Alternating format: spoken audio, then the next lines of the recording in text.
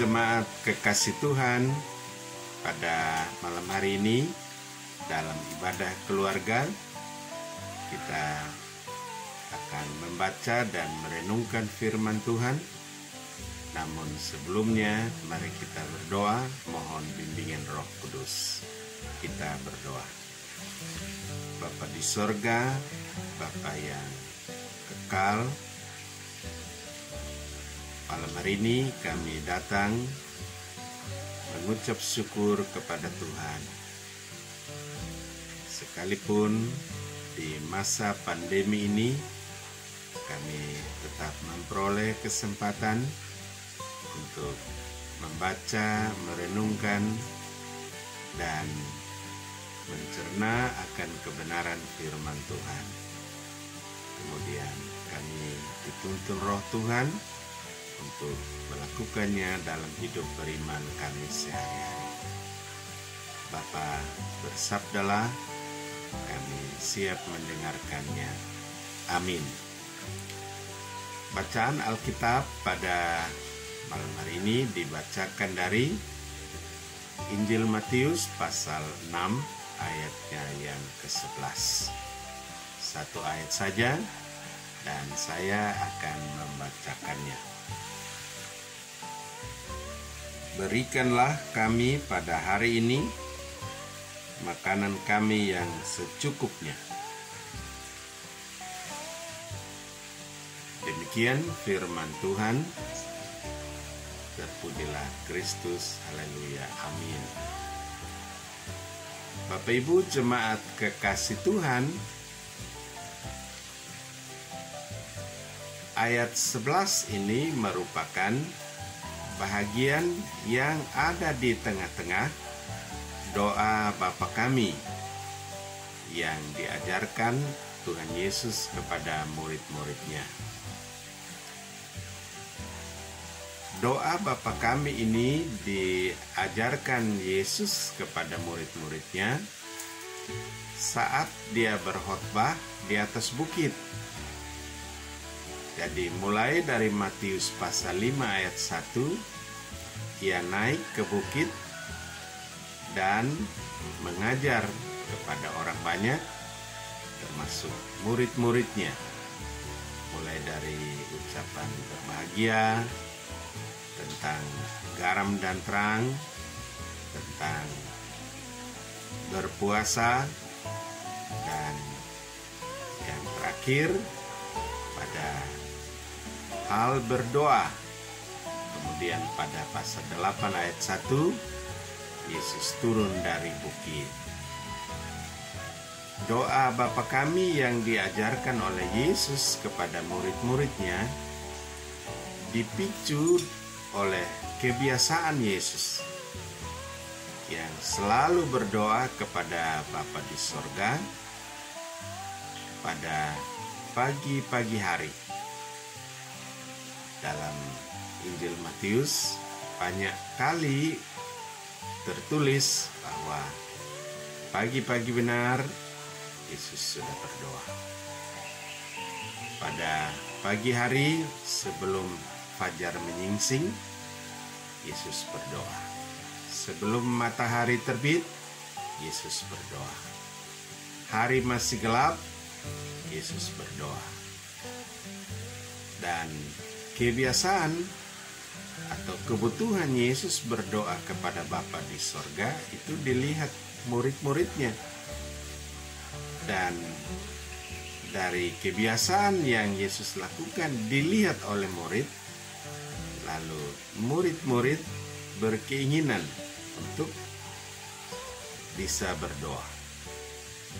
Karena itu mereka meminta Yesus untuk mengajari mereka berdoa. Reaksi Yesus langsung.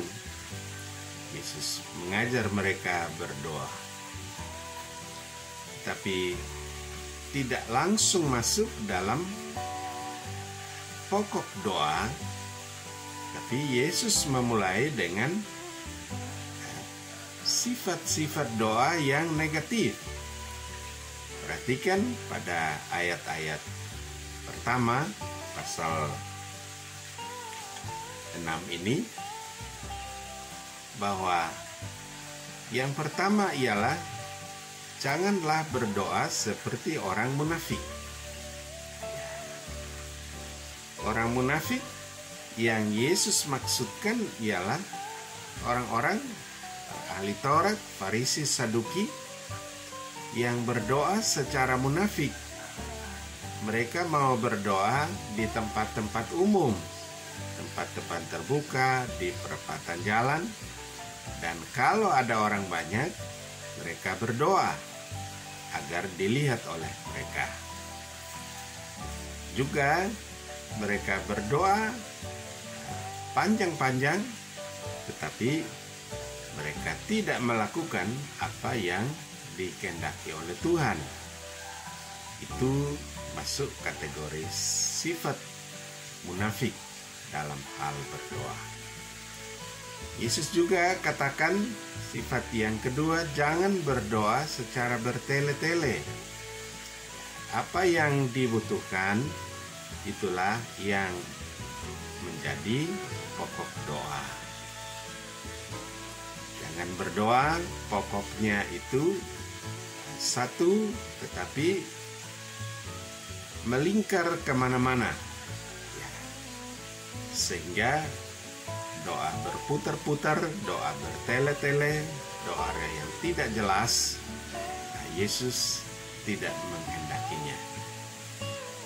Doa yang benar yang dikehendaki oleh Yesus yang bagaimana? Itulah yang Yesus ajarkan kepada murid-murid. Jikalau kamu mau berdoa, masuklah ke kamar dan tutup pintu dan berdoa kepada Tuhan. Artinya tidak dibatasi oleh ruang atau kamar, tetapi intinya ialah bagaimana mensunyikan hati, memfokuskan hati, mendiamkan semua suara di sekitar, lalu naikkan doa kepada Allah.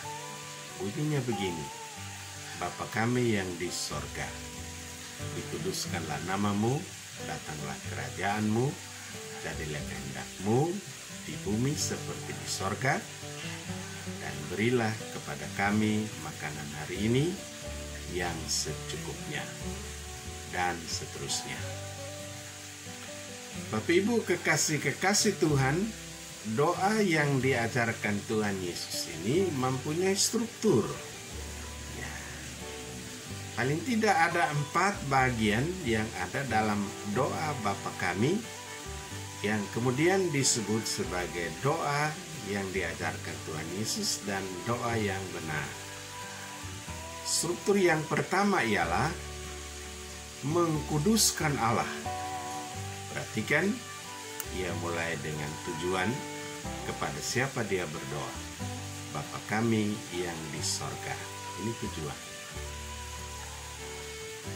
Dikuduskanlah namamu, datanglah kerajaanmu. Kedua, jadilah kehendak-Mu di bumi seperti di sorga. Jadi ini struktur bagian pertama. Ada tujuan yang jelas, Bapa yang di mana? Bapa yang dimaksud ialah Bapa di sorga, yaitu Allah.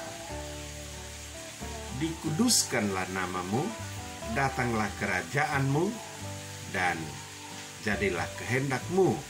Ya.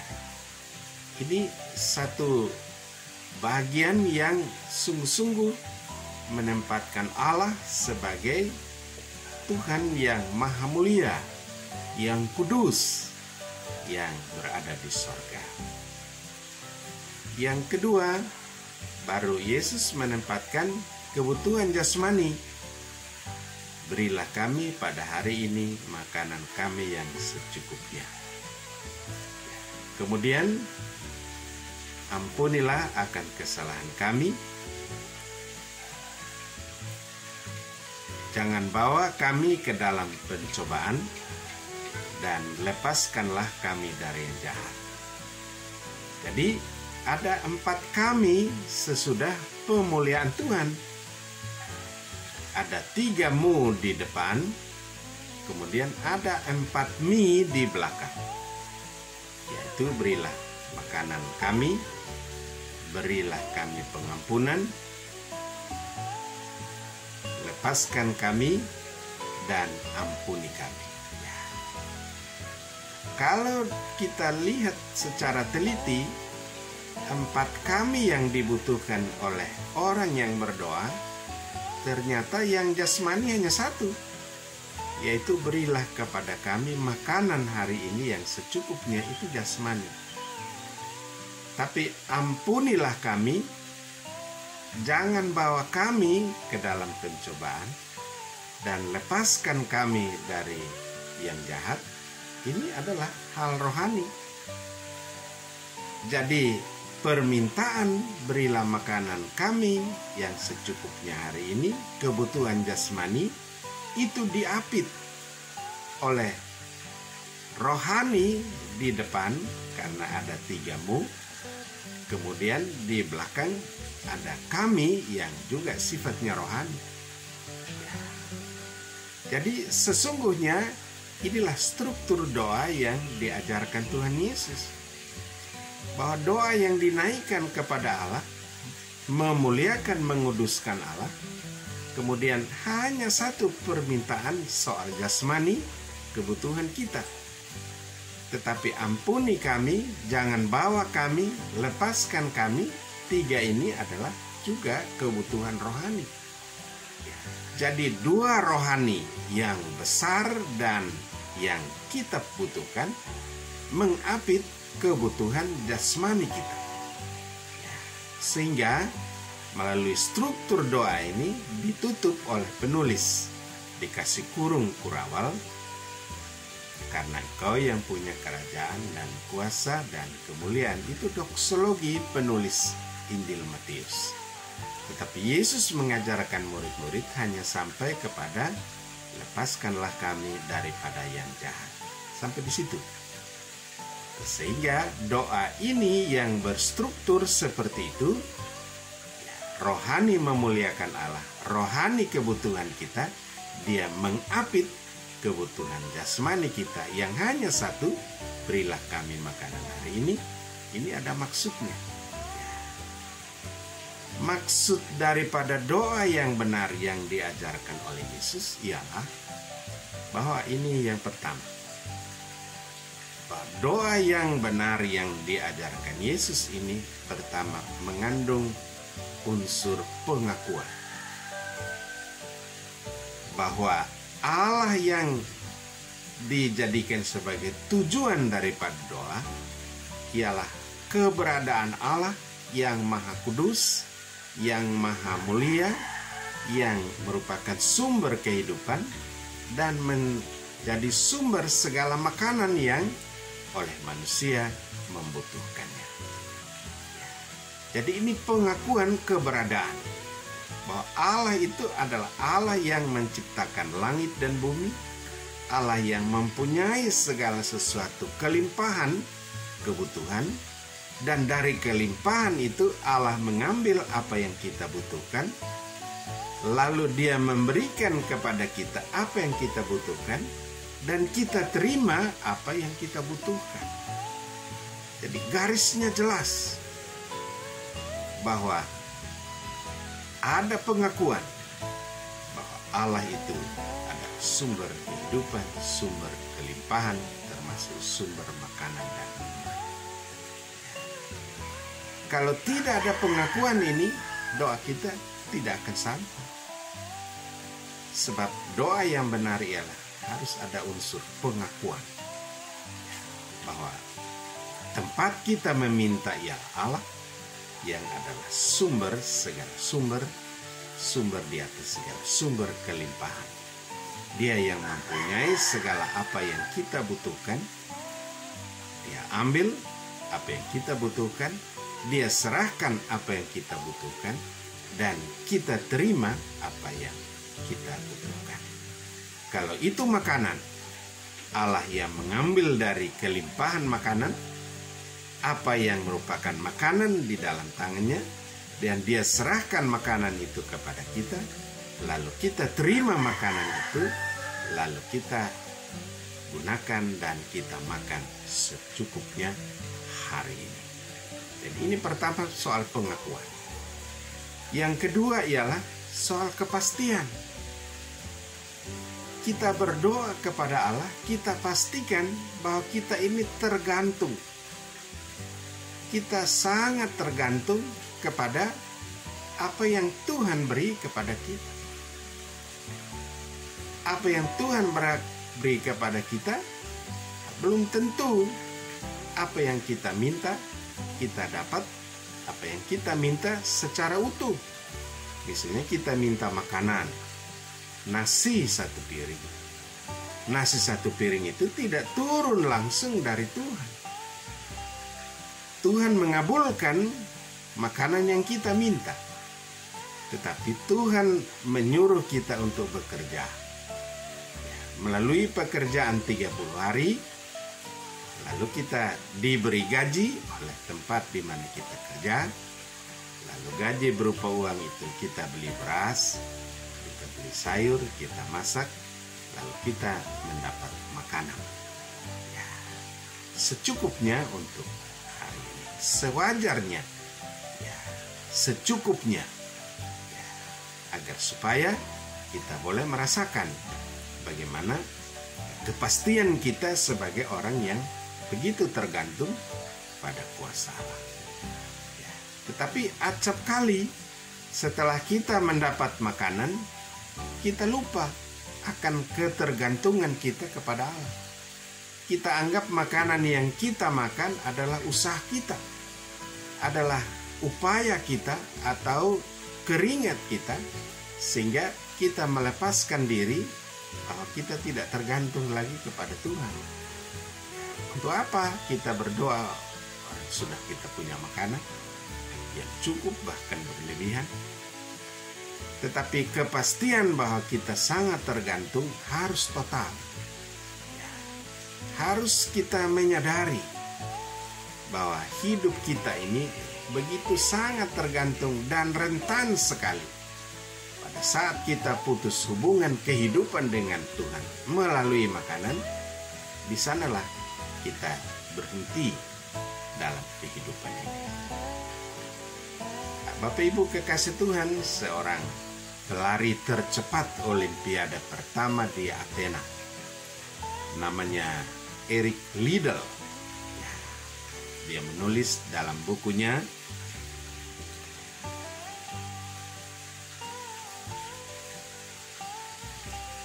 Chariot of Fire. Dia menulis begini: pada saat aku berlari tercepat di dunia dalam Olimpiade pertama itu, aku merasakan kakiku berlari begitu cepat sehingga aku juara.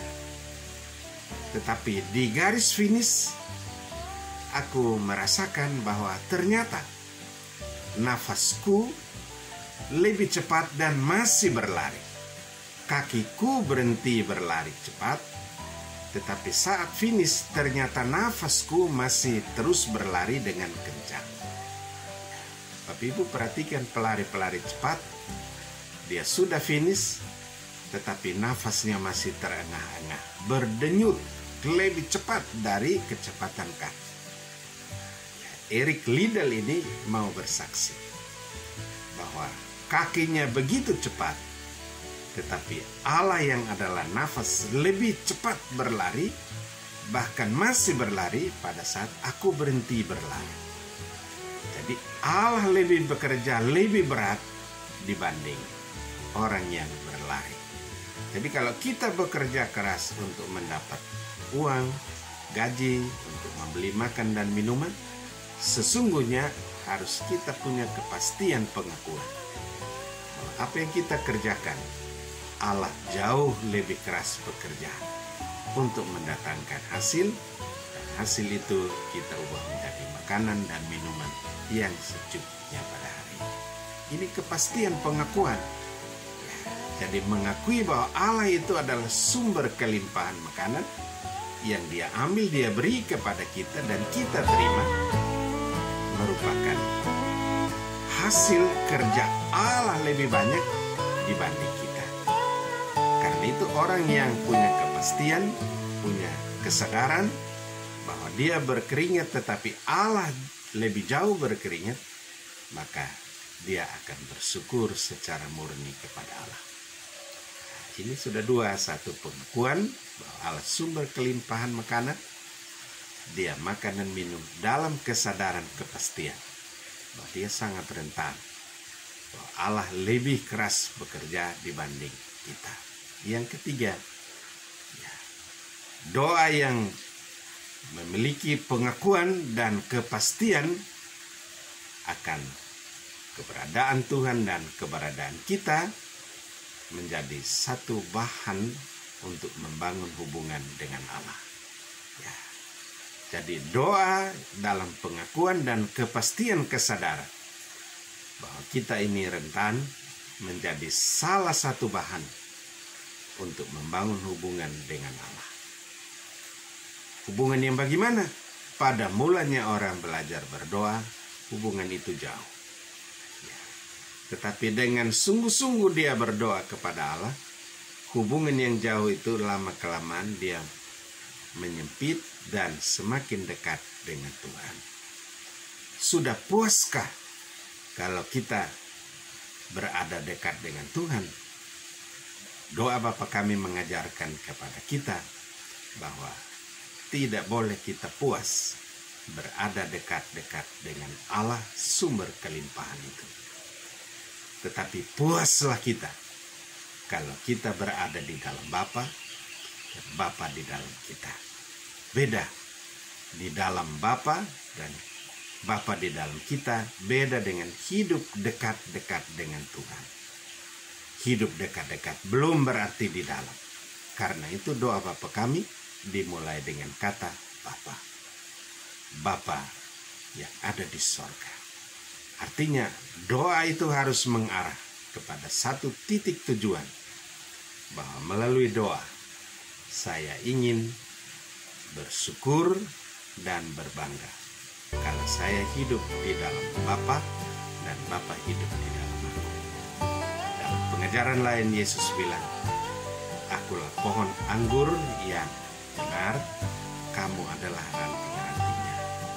Ranting yang lepas daripada pohon anggur, dia tidak akan berbuah apa-apa. Tetapi ranting yang berbuah lebat, kalau ranting itu berada di dalam pokok anggur yang benar.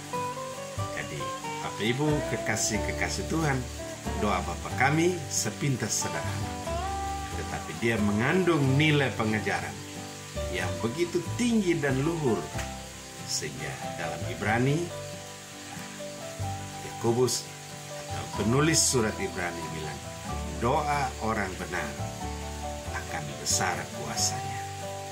Yang benar itu doanya atau orangnya? Doanya yang benar. Doa benar itu yang bagaimana?